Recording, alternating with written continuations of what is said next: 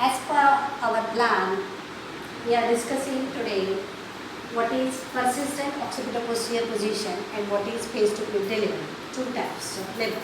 Okay, it is a type of abnormal labor in vertex right occipito-posterior position or left occipito-posterior position. The commonest is vertex right occipito-posterior position. So I will pull the fetus in this direction. What happens here? The occiput is on the right side. Okay, sinciput is on the left side. So it is in the, this is the right oblique diameter, this is left oblique diameter. The one which is on, which starts, the oblique diameter which starts from right side is right oblique, the one which starts from left side is left oblique. In these cases, VROP, the sagittal suture is in the right oblique diameter, VROP. In these cases, the deflection is more. What I mean to say is the diameter of engagement is more. What is that? Occipito-frontal means occiput point from here, occiput frontal. Frontal is the root of the nose and this is the occiput. So this diameter is more. It is 11.25. In deep transverse arrest we have learned it was suboccipito-frontal from here to here. This was 10 centimeter. However, in persistent occipito-posterior position, the deflection is more. So diameter of engagement is occipito-frontal. Frontal point is different for two diameters. Here for suboccipito-frontal it is the anterior margin of anterior fontanelle. In occipito-frontal it is the root of the nose. This one is 11.25 centimeters.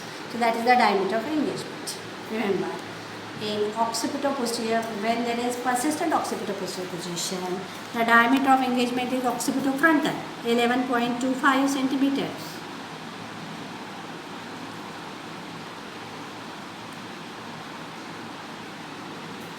From occiput to nasum, there is deflection is more. What is the leading part in these cases? Sinciput is the leading part which moves towards the midline. These few points you remember, and then you go on describing what happens, what goes wrong. So let us try to understand that in persistent occipito-posterior position, what is the diameter? Occipito-frontal. How much is the measurement? 11.25. Normally with the uterine contraction, average baby weight and adequate pelvis, we plan for vaginal delivery. We know 90% of cases they rotate and the patient delivers. However, in 10% cases the abnormalism occurs. But we don't know what will be the quality of uterine contraction, what is the exact size of the head. We cannot assess on admission itself. All patients are given trial or vaginal delivery, and there, after keeping the partogram, I diagnose arrest of labor. What I mean to say is, we keep the partogram this way, we keep this type of partogram in labor, then with the help of this partogram, I identify the descent of the head. Normally, I have magnified the image in this photograph where normal descent of the head is in the form of hyperbolic curve. So it is like this. However, when there is arrest of labor, initially the head is floating, then it gets fixed, then it doesn't descend at all. From the, it gets engaged and then it doesn't descend at all. So that is arrest of labor. Maybe POP, maybe DTA. So whenever there is arrest of labor, the sagittal suture can be, the transverse can be in the epidiameter. So we are interested only POP today. So where the sagittal suture will be, either it can be oblique arrest, show here, it can be oblique arrest with the sagittal suture, in oblique, it can be transverse. It can be malrotation, POP. So it can be oblique or it can be POP like this. So how shall we describe this? With average baby weight, uterine contraction and adequate pelvis, the head enters into the pelvic cavity with a bigger diameter. Sinciput is at a lower level. The sinciput touches the pelvic floor. It gets rotated to the midline. Now where the occiput is going? It is going in sacral hollow. I'll show you here. This is the sinciput. It was here. It has rotated towards the midline. The occiput has gone in the sacral hollow. But the rotation occurs on the pelvic flap. So remember, now this how the sinciput has rotated.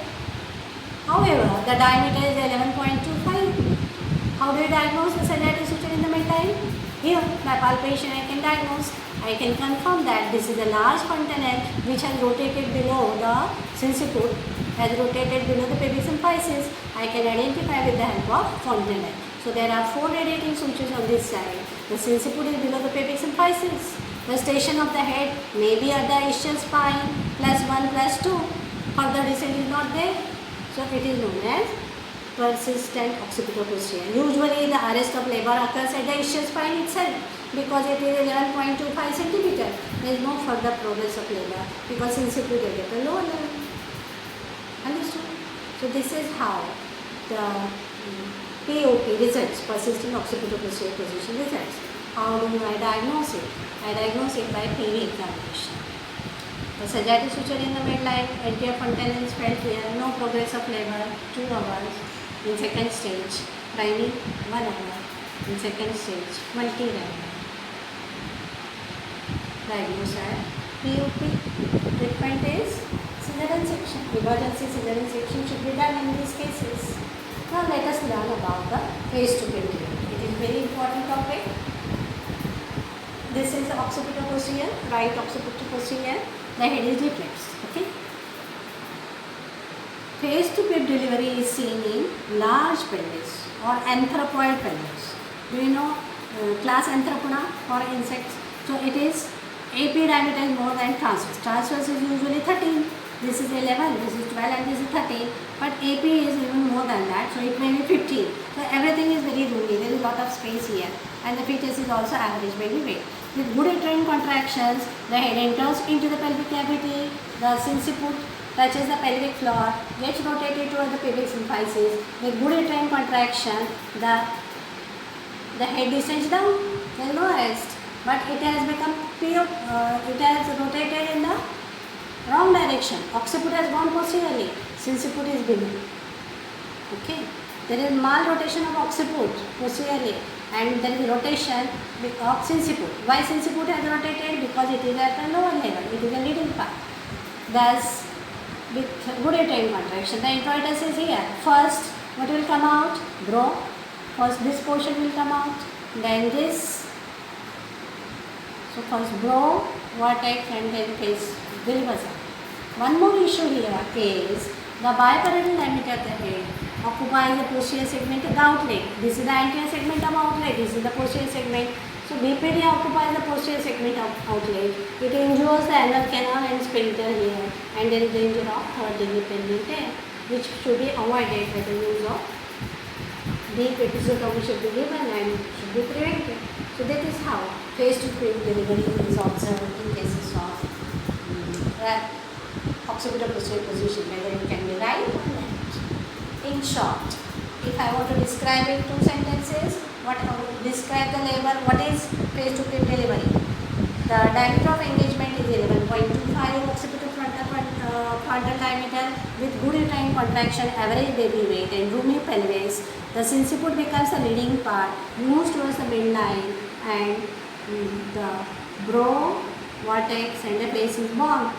Biparietal diameter occupies the posterior segment of outlet and there is danger of deep pelvic tear. This is how you should answer the question. What is POP? Persistent occipito-posterior position. The head is deflex. Occipito-frontal diameter is the diameter of engagement. It is 11.25 cm. Sinciput touches the pelvic floor, comes below the pubic symphysis. Occiput goes in the sacral hollow. There is no further descent of the head and there is arrest of labor, that is known as POP, persistent occipito-posterior position. In these cases, anterior fontanelle is below the pubic symphysis, sagittal suture in the midline, and the treatment is emergency lower segment cesarean section. Okay. What are the risks? There is risk of fetal stress, there is risk of prolonged labor, obstructive labor. That is why critically these patients should be managed and diagnosed as early as possible with the help of partogram, and after rupture of membranes, PV examination should be done. If there is a caput, there is molding, then these are the high risk cases. Probably they land up into arrest of labor. So they should be selected for the cesarean section as early as possible before the arrest of labor occurs in their arrest of labor occurs in occipital posterior position. That is how you should diagnose the patient in OP.